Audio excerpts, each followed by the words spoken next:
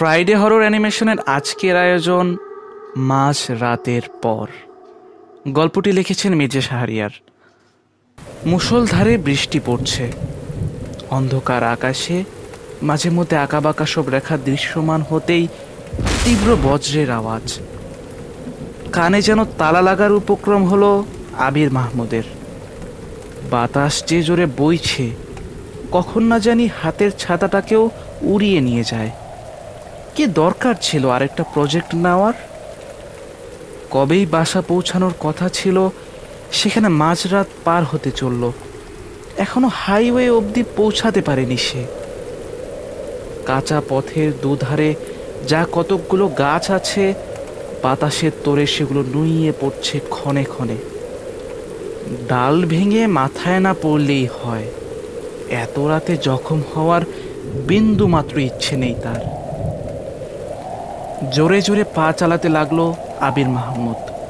ওই তো হাইওয়ে দেখা যাচ্ছে, সে প্রায় চলেই এসেছে কাছাকাছি। দূরে কোথাও ফের বাজ পড়ল। ছোট থেকেই এই একটা শব্দে তার ভয়। কিছুক্ষণ থেমে আবার চলল।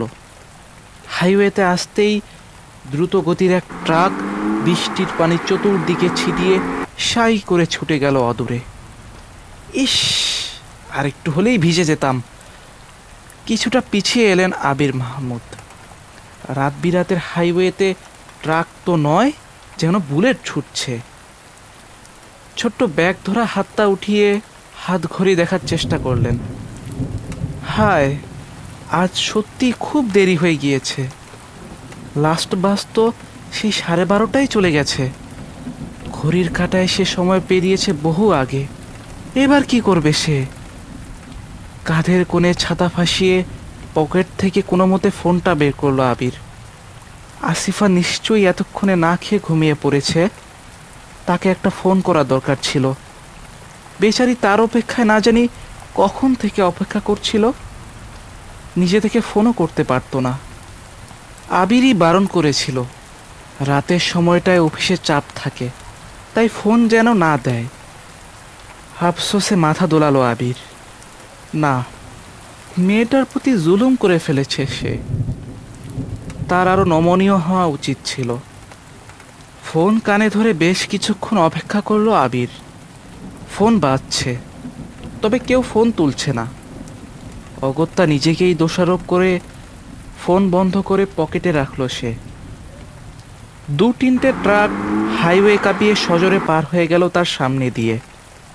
না, বাসের আশায় আর থাকা যাবে না। অটো ট্রাক যাই পারুক থামাতে হবে, নইলে এই বৃষ্টি বাদলের রাতে সড়কের পাশেই তাকে কাটাতে হবে পুরোটা সময়। হাত নেড়ে ইশারা করলো মাল বোঝাই এক ট্রাকের প্রতি। চিৎকার করে ডেকে থামতে বলল 2-1 বার। না, ট্রাকটা তাকে একদমই লক্ষ্য করেনি। সাই করে পানি ছিটিয়ে দিয়েছে তার উপর। পালিয়ে গেছে ভো দৌড়ে। কি বিচ্ছিরি অবস্থা! নিজের উপর চরম বিরক্তি নিয়ে আবির আবার তাকালো ডানে। এই মরার বৃষ্টি কি আর থামবে না? আর কতক্ষণ মেঘগুলো এভাবে ছাড়বে? একটু রেহাই তো পাওয়া উচিত। কিছুক্ষণ পেরিয়ে গেল। শুনশান রাস্তা দিয়ে টিকিটাও এলো না আর। ধৈর্যের বাঁধ ভেঙে উতলা হয়ে উঠবে এমন সময় বৃষ্টির ঝাপটা কাটিয়ে ঝাপসা একটা কিছু তার দৃষ্টিতে ঠেকল। কিছু একটা আসছে, কিন্তু সেটা কি? কোনো হেডলাইট জ্বলছে না, এমনকি ভিতরেও অন্ধকার, অস্পষ্ট। বৃষ্টির ঝাপটা কমতেই সামনের জিনিসটা ভালোভাবে দৃশ্যমান হলো। একটা ট্রাক? না না, একটা বাস। কিন্তু এত রাতে হাইওয়েতে বাস আসবে কোথা থেকে? নাকি ঘুমের চোখে বিরক্তির ঘরে সে ভুল দেখছে? বিজলি চমকে উঠল। দূরে কোথাও নয়, কাছেই। সেই আলোতে খানিকক্ষণের জন্য যা দেখতে পেল, তাতে ঠান্ডা এ রাতে গা জুড়ে শিহরণ যেন খেলে গেল তার। দ্রুত হাত তুলে বাসটাকে থামার ইঙ্গিত দিল আবির। স্বপ্ন নয়, বাস্তব সত্য। কেয়া পরিবহনের বাসটি তার দিকেই এগিয়ে আসছে। উৎসাহ উদ্দীপনায় সে এক প্রকার লাফাতে লাগলো, যেন এই বাস কিছুতেই ছাড়া যাবে না। আবিরকে কিছুটা আশ্চর্য করে দিয়ে বাসটা থামল, তবে তার সামনাসামনি নয়, তার থেকে কিছুটা আগেই থেমে গিয়েছে সেটি। এখনো কেউ আলো জ্বালায়নি, পুরো বাসটি যেন আধারের দানব হয়ে দাঁড়িয়ে আছে। বাড়ি ফেরার লোভে অন্য কোনো চিন্তা কাজ করলো না মাথায়। এগিয়ে গিয়ে ছাতা বন্ধ করে দ্রুত উঠে পড়ল সেই বাসে। দু একটা ধাপে সিঁড়ি পেরিয়ে মূল এরিয়ায় আসতেই বাসটা হঠাৎ চলতে শুরু করল। বিজয় হাসি লেগে আছে ঠোঁটের কোণে। এই যেন সোনায় সোহাগা। এত রাতে নিশ্চয়ই এই বাস তার জন্যই এসেছে। মাঝের পোষণ পেরিয়ে সিট খুঁজতে লাগলো আবির। বেশিরভাগ সিটেই লোক বসে আছে। ভিতরটা অন্ধকার থাকায় তাদের মুখয়বের দেখা মিলছে না, তবে এটুকু বোঝা যাচ্ছে তারা মেরুদণ্ড টান টান করে সিটে বসে রয়েছে। বেশ কিছু রো পার হওয়ার পর ডান পাশটায় দুটো সিট একসাথেই খালি পেল আবির। দ্রুত তাতে আসন গ্রহণ করলো সে। হালকা একটু এগিয়ে জানালার পাশের সিটটা নিজের দখলে নিল। গদি বেশ আরামদায়ক, তবে একটু ভেজা। বৃষ্টির রাত, জানালা না বন্ধ করলে সিট তো ভিজবেই। বাসের কন্ডাক্টরও না, এসব জিনিসে তার নজর দেওয়া উচিত ছিল। জানালার অর্ধেক লাগিয়ে আবির গা এলিয়ে দিল সিটে। ভাড়া দেন। গুরু গম্ভীর এক কণ্ঠ যেন তার কানের মধুরতাকে নষ্ট করল। চকিতে সে ফিরল তার বামে। আশ্চর্য, কন্ডাক্টর কখন আসলো? তার চেয়েও বেশি তাকে অবাক করলো আরেকটি বিষয়। তার পাশের সিট, যেটা পেরিয়ে সে জানালার ধারের আসনে এসেছে, সেই সিটে কেউ একজন বসে আছে।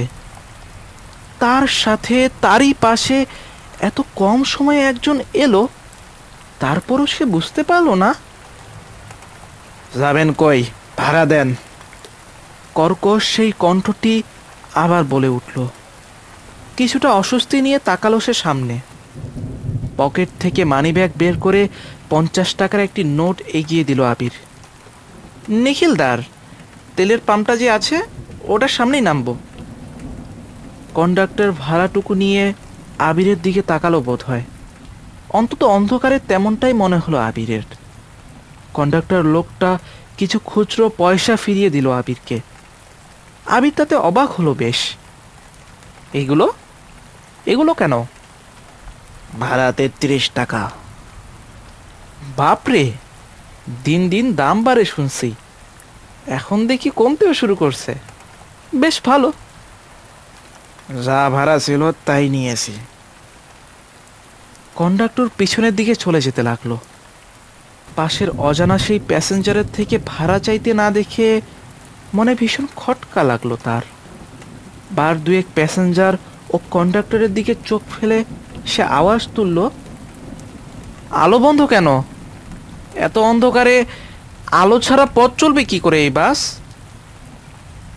যেভাবে চলছে সেভাবেই, আলো জ্বলবে না। কিন্তু থেমে গেল আবির মাহমুদ। কন্ডাক্টরের সাথে তার কথা কাটাকাটি করার মন মেজাজ কোনোটাই তার নেই। ভালোই ভালোই বাড়ি ফিরতে পারলেই হলো, অবুঝকে বুঝিয়ে লাভ হবে না। সিটে গা এলিয়ে দেওয়ার পূর্বে পাশের যাত্রীর দিকে তাকালো আবির।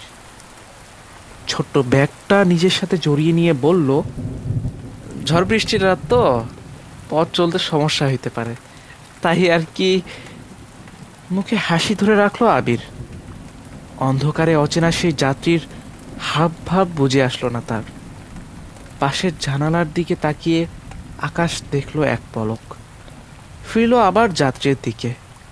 মুখে হাসি ধরে রেখে পুনরায় সে বলল, আপনি কোথায় যাচ্ছেন? নিশ্চয়ই আমার মতো বসের ঝাড়ি খেয়ে বাড়ি ফিরছেন না? বাকেরগঞ্জ। মুখের হাসি কিছুটা উবে গেল আবিরের। বাকেরগঞ্জ নামটা অপরিচিত লাগছে। আচ্ছা, এটা কি সিপাহীপাড়ার পরে? না। গুরু গম্ভীর সেই অচেনা পুরুষ কণ্ঠটি বলে উঠল, তবে মনে হচ্ছে না সেটা তার পাশের যাত্রীর থেকে আসছে। কথায় তেমন আগ্রহ না মেলায় সিটে গা এলিয়ে ডানের জানালায় আকাশ দেখতে লাগলো আবির। চোখে একরাশ ঘুম, তবে ঘুমোতে চায় না সে। এখন চোখ বুজলে সকালের আগে আর সে জোড়া খুলবে না। দূরের আকাশে যেন মিলিত হয়েছে মাঠ প্রান্তর, সব অন্ধকারাচ্ছন্ন। মাঝে মাঝে আকাশের ফুলকি জ্বললে